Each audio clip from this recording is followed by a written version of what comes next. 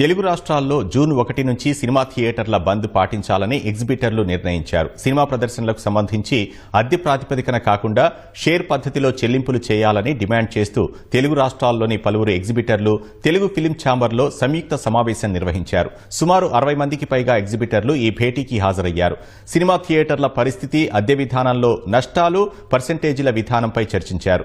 ఇప్పుడున్న పరిస్థితుల్లో పర్సెంటేజీ విధానంతోనే థియేటర్ల మనుగడ సాధ్యమవుతుందన్నారు. ఈ విషయంపై ఫిలిం ఛాంబర్ ద్వారా నిర్మాతలందరికీ లేఖ రాయాలని తీర్మానించారు. నిర్మాతలు, డిస్ట్రిబ్యూటర్లు అంగీకరించని పక్షంలో జూన్ 1 నుంచి తెలుగు రాష్ట్రాల్లోని సింగిల్ స్క్రీన్ థియేటర్లని మూసివేసి నిరసన వ్యక్తం చేయాలని నిర్ణయించారు.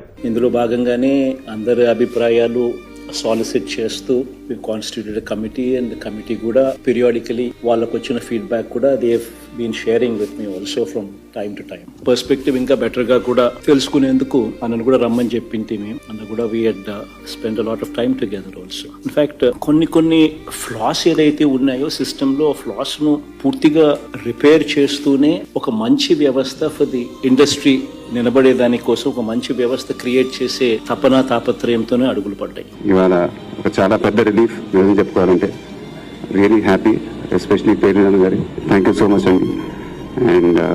And sincere thanks to the CM YS Jagan గారు. ముఖ్యమంత్రి గారికి చాలా థ్యాంక్స్ అండి, చాలా టైం ఇచ్చారు. He understood lot of industry problems and he understood and I think చాలా పాజిటివ్ వచ్చింది చిరంజీవి గారు చెప్పినట్టు.